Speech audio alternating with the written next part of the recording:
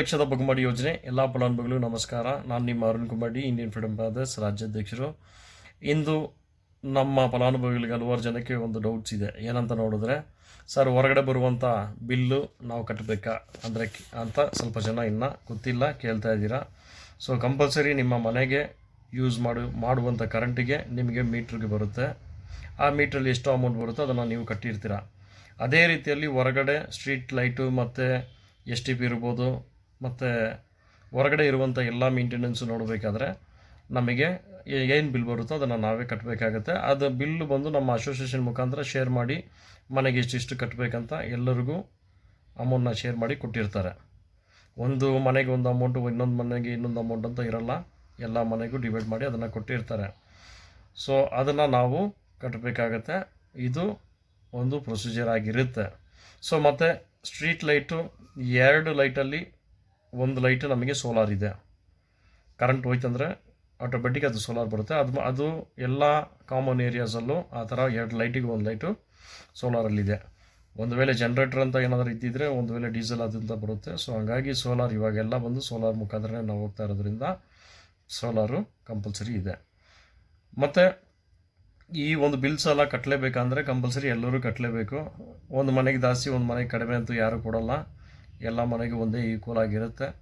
ನಿಮ್ಮ ಮನೆ current bill ಮತ್ತು ಹೊರಗಡೆ ಇರುವಂಥ ಬಿಲ್ಸು ಅದು ಕಟ್ಟಬೇಕಾಗುತ್ತೆ. ಒಂದು ವೇಳೆ ನಿಮಗೆ ಒಂದು ಡೌಟ್ ಬರುತ್ತೆ, ಏನಪ್ಪ ಅಂದರೆ 2 ವರ್ಷ ನಮಗೆ ಅವ್ರು ಮಾಡ್ತೀನಿ ಅಂತ ಹೇಳಿದಾರಲ್ಲ, ಸೊ ಅವಾಗ ಹೊರಗಡೆ ಇರುವಂಥ ಈ ಎಲೆಕ್ಟ್ರಿಕ್ದು ಬಿಲ್ಸ್ ಏನಿದೆ ಕಾಮನ್ ಏರಿಯಾಸ್ ಅದು ನಾವೇ ಕಟ್ಟಬೇಕಂದ್ರೆ ಕಂಪಲ್ಸರಿ ಅದು ನಮಗೆ ಬರುತ್ತೆ. ಅದರಲ್ಲಿ ಮ್ಯಾನ್ ಪವರ್ ಅಂತ ಏನಿದೆಯೋ ಅದು ಬಂದು ಆ ಮೈಂಟೆನೆನ್ಸಲ್ಲಿ ಇರುತ್ತೆ. ಒಂದು ವೇಳೆ ಹೊರಗಡೆ ಏನಾದರೂ ಒಡೆದೋಗಿದೆ ಅಂದರೆ ಅದನ್ನು ಅವರು ರೀಪ್ಲೇಸ್ ಮಾಡೋದು, ಅದನ್ನು ಸರಿಪಡಿಸುವಂಥ ಕೆಲಸಗಳು ಅವ್ರು ಮಾಡ್ತಾ ಇರ್ತಾರೆ.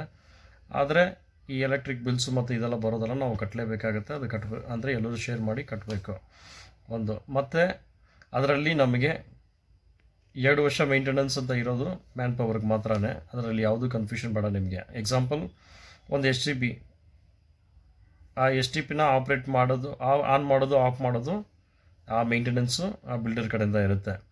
ಮತ್ತು ಹೊರಗಡೆ ಕ್ಲೀನ್ ಮಾಡುವಂಥ ಕೆಲಸ ಏನಿರುತ್ತೋ ಅದನ್ನೆಲ್ಲ ಬಿಲ್ಡರ್ ಕಡೆ ಇರುತ್ತೆ. ಸೊ ಇದು ಬಿಟ್ಟು ಬೇರೆ ಯಾವುದೇ ರೀತಿಯಲ್ಲಿ ನಮಗೆ ಇದಿರಲ್ಲ. ಸೊ ಒಗ್ಗಟ್ಟಿಂದ ಇದ್ದು ಒಂದು ಲೊಕೇಶನ್ನ ಒಳ್ಳೆ ರೀತಿಯಲ್ಲಿ ನೋಡ್ಕೊಳ್ಳಿ.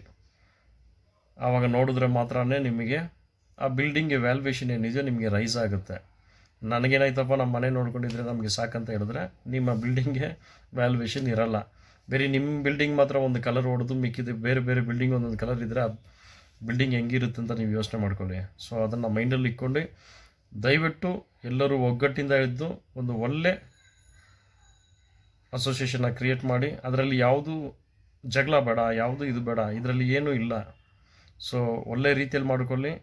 ಎಲ್ಲರೂ ಸಮಾಧಾನ, ಸಂತೋಷದಿಂದ, ಧೈರ್ಯದಿಂದ ಮತ್ತು ಸೆಕ್ಯೂರ್ಡ್ ಅಂತ ಅನ್ನುವಂಥ ಪ್ಲೇಸ್ ಆಗಿ ಆ ಒಂದು ಸ್ಥಳನ ಇಕ್ಕೊಳ್ಳಿ. ಧನ್ಯವಾದ.